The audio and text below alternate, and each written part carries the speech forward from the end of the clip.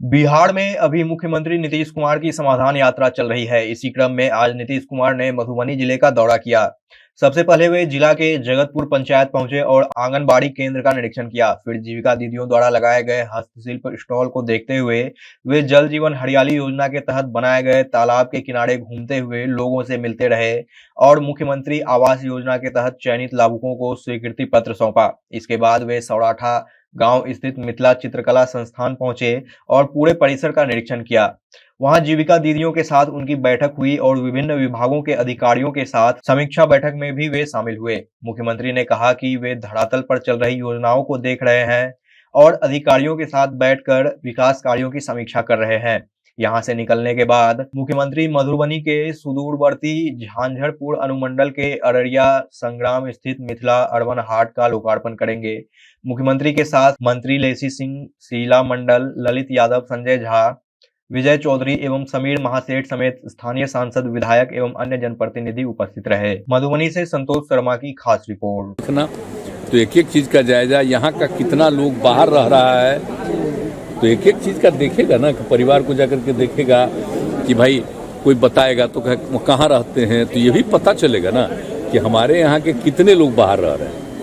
वैसे तो आपको पता है ना, हम लोग को आइडिया था ना कि 1 करोड़ आदमी बाहर जाता है कम से कम, तो पूरा एक एक चीज का ना आइडिया होगा कि हम लोगों का आदमी बाहर क्या रहता है, काम क्या करता है। और पिछली बार जो कोरोना का दौर आया था, आपको पता चला किस तरह से 25-30 लाख लोगों को बाहर से आना पड़ा, क्योंकि वहाँ पर तो काम करते हैं, उनको रहने का कोई जगह नहीं था, तो हम लोगों ने उनके लिए तो व्यवस्था भी की। अकाउंट पे तो पैसा एक अलग बात है, अकाउंट पे पैसा भी दिया, सब कुछ किया, लेकिन हम कह रहे हैं कि एक एक चीज का पूरा सर्वेक्षण करके जो इसका जानकारी हो जाएगा, तो उससे सरकार की तरफ से जो करना, हम तो बार बार कह रहे हैं सब कुछ आ जाएगा, तो हम लोग तो अपनी तरफ से पूरा मामला केंद्र सरकार को भी भेज देंगे कि हम लोगों ने किस तरह से करवाया, क्या क्या कहाँ स्थिति है, और यहाँ से राज्य सरकार की तरफ से जो हम लोगों के लिए उचित काम होगा, जरूरी काम होगा, वो हम लोग करेंगे। लेकिन इसके लिए कोई हमको आश्चर्य लगा है, आज ही हम देखे कि कोई अर्थ नहीं, इससे किसी को ऐतराज किस बात का, हमको तो समझ ही में नहीं आती है। सर, जब आप पिछड़ों को आरक्षण देने की बात, निकाय चुनाव की बात हो या जातिगत जनगणना, सर मामला लेते हैं, आखिर इसकी वजह क्या है? अरे भाई अब बताइए, ये कोई मतलब है?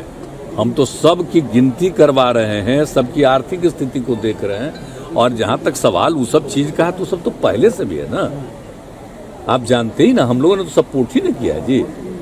तो जो अपर कास्ट जो माना जाता है, उसका भी तो 10% का है ना, उसमें जो गरीबी है उसी का तो ऑलरेडी है वहां।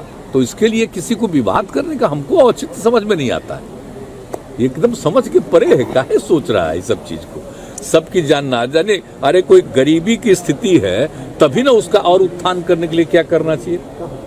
आप जो समझ रहे हैं कि हम लोग जो जीविका दीदियों का है, तो आप लोग कहीं भी जाकर के देख रहे हैं कि अब महिलाएं घर के अंदर, जो पहले पुरुष ही कुछ कर पाते थे, अब महिलाएं भी कर रही है, तो पारिवारिक स्थिति बेहतर न हो रही है।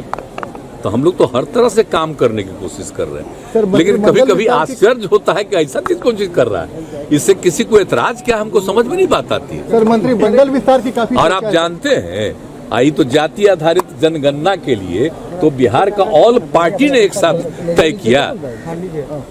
आप जो हम लोग कर रहे हैं, कोई हम लोगों की पार्टी हमारा है, इस सभी पार्टी की सहमति से एक एक काम किए हम लोग। आप देख न लीजिए सब कितना बढ़िया है। तो इसका मकसद यही है कि यहाँ पर स्थानीय लोगों को तो हो ही जाए सुविधा, लेकिन टूरिज्म का भी बढ़ावा होगा। जब इतना अच्छा हो जाएगा कि बहुत तरह के लोग आएंगे सब कुछ देखने के लिए, तो यह अब जगह भी तो ऐसी है कि बहुत अच्छा है, लोग देखेंगे। तो इसको तो हम उस समय बता ही रहे थे आपको, एक बार जो वहाँ देखने आए, और उसका तो हो ही गया, उसके अलावा सब था। पहले तो यही सब जो था, इंस्टीट्यूशन वगैरह वही था, लेकिन उसके साथ साथ इतना बना दिए, यहीं पर का अपना ये लोग बनवाए, यही ना बनवाए, सारा ब्रिक यहीं का ईंटा है, यहीं का लोकली बना करके, यहीं से बना करके बनाया हो, ताकि इसी को सब दिन के लिए ऐसा ही रखेंगे, लेकिन देखे कि यहीं का लोग है। लास्ट तो सब तो अच्छा ही है, लेकिन दिसंबर में आप आए थे सर यहाँ पर, फिर जो इंस्ट्रक्शन दिए 21 के दिसंबर, 21 के दिसंबर, हाँ 21 के दिसंबर, सब देख करके दिए थे उसमें। सर जातिगत गणना को लेकर एक दाखिल किया गया सुप्रीम कोर्ट में सर। तो कोई करे उससे कोई मतलब नहीं है, आप तो जानते हैं। इसमें तो सभी केंद्र के स्तर पर भी 11 मई के बाद में हुआ, वो ठीक नहीं हुआ।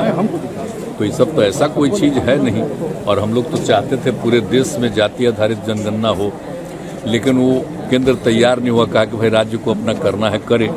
तो हम लोग तो जनगणना नहीं गणना कर रहे हैं, जाति आधारित गणना, जनगणना नहीं। जनगणना करने का अधिकार तो वहीं है। तो हम लोग तो कर रहे हैं अपने यहाँ का, सब जगह का लोगों का जानने का, फिर सबकी आर्थिक स्थिति का, हर चीज़ का एक जानकारी जो ले रहे हैं, सर्वे कर रहे हैं, तो उससे विकास के लिए ना सुविधा होगी। अब ये बात समझ के परे है कि कोई आदमी क्या का फाइल कर रहा है, क्या उसको सेंस है? ये हमको समझ में कोई कभी सोच सकते हैं कि ये सब कोई चीज़ है? ये तो सबके हित में। अगर जो गिनती हो रही है उसके साथ साथ आर्थिक स्थिति, तो कोई किसी भी जाति का हो, किसी भी धर्म का हो, सबके परिवार की आर्थिक स्थिति का हम लोग जायजा कराएं। इसका कुछ असर भी पड़ेगा? सुप्रीम कोर्ट जो लोग गए हैं, पता नहीं, हमको नहीं समझ में आता। ऐसी कोई बात नहीं, ये कोई ऐसा काम ही नहीं है ना। ये तो बिल्कुल ही इस तरह का कोई काम नहीं है। ये काम तो बिल्कुल ठीक है, और केंद्र को पहले भी किया है, पर पिछली बार ठीक से नहीं हो पाया, नहीं हुआ है।